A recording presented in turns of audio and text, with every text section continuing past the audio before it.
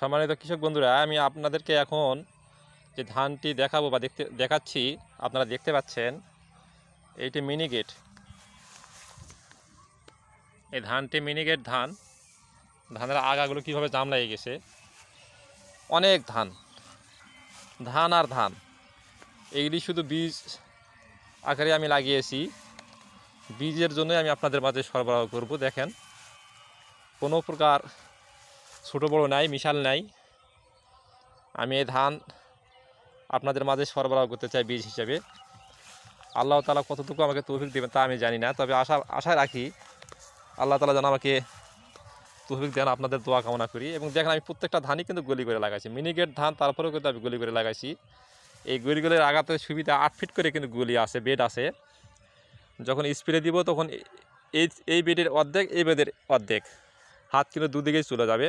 প্রত্যেকটা বেডে এরকম করে স্প্রে করা, সার প্রয়োগ করা, এবং এই মিশাল থাকে, এই মিশালগুলো বাছাই করার কার্যক্রম করা, এগুলো অনেক সুবিধা হয়। এবং দেখেন, কোনো মিশাল এখানে নেই, কোনো মিশাল ধান নেই, গোটা জমিটাই দেখেন। এটা মিনিকেট লম্বা জাত, এটা মিনিকেটের লম্বা জাত এবং খুব ভালো একটি ধান, অনেক ফলন হবে। কীভাবে জাম লেগে গেছে, কীভাবে জাম লেগে গেছে ধানের, ধান আর ধান, চিকন ধান, তারপরে এত ধান। তো আমি আপনাদেরকে অনুরোধ রাখবো, আপনারা এই মিনিকেট লম্বা জাতটি লাগাবেন এবং অনেক ভালো ফসল পাবেন, ভালো ফলন পাবেন,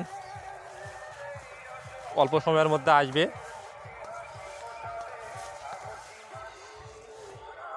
এতটুকু আশাবাদ ব্যক্ত করেই আজকের কথা এখানে টানতেছি।